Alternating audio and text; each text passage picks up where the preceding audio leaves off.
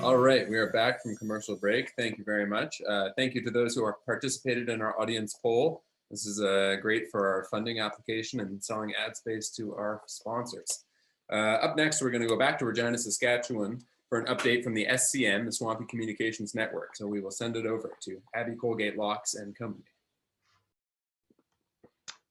Thank you very much, Wayne, Caitlin. Happy to be here.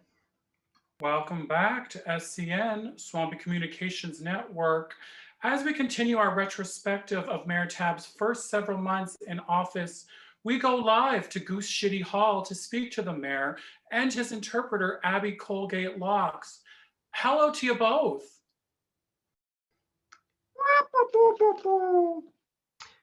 And a swampy evening to you, Meredith. Thank you, Abby. You ran on a strong platform that boasted affordable nesting for all. Do you believe you have fulfilled that?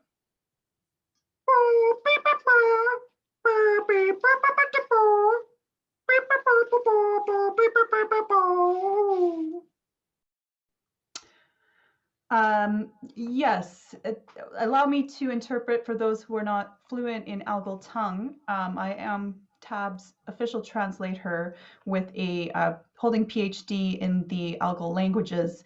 The mayor-elect just articulated that we have been working tirelessly on a comprehensive and detailed nesting plan to address this growing need, and have already begun working with a local rodent-led development firm, Damn It, to begin the first phase of the semi-aquatic nesting spaces plan.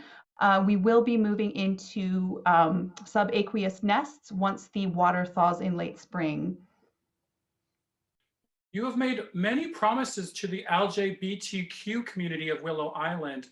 Have you increased the biodiversity of the swamp as you said you would?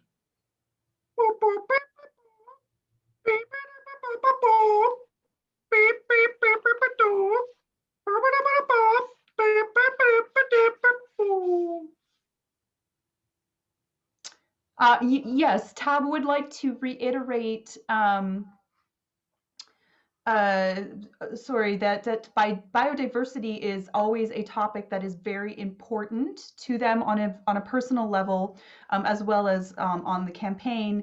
T.A.B would never have gained sentience from the algal bloom from which he was birthed, or they were birthed, had it not been for the rich rainbow of microbes, phytoplankton, protozoans, bacteria, fungi, and yes, even viruses that surrounded me.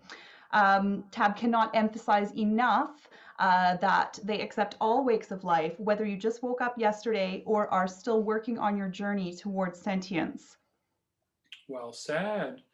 What is your strategy for dealing with the increasing number of invasive species in Wascana, such as koi and goldfish?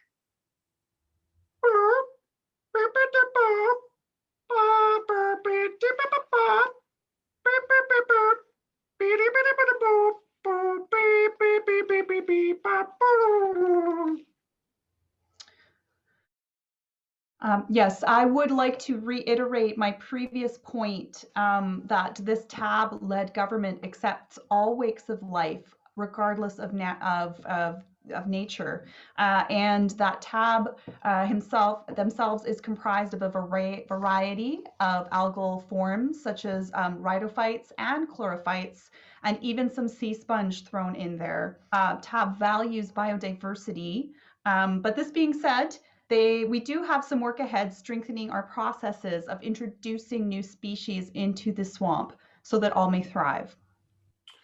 After such a contentious election with muck being thrown from all sides, how do you plan to reach out to the disenfranchised mammals in the community, such as squirrels, rabbits, and humans?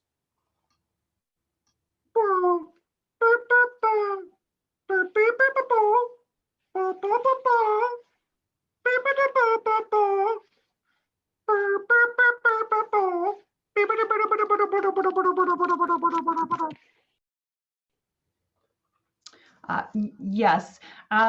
Well, I have heard rumors that some mammals may be harboring feelings of anxiety squirreling away caches of nuts and the likes. I can ensure all citizens of the swamp that I am here to lead not only the Corellis among us, but also the mammalians, amphibians, reptilians, invertebrates, vertebrates, and everything in between. You were neck and neck with Honk Gooserman right until the finish line. Do you believe the citizens made the right choice?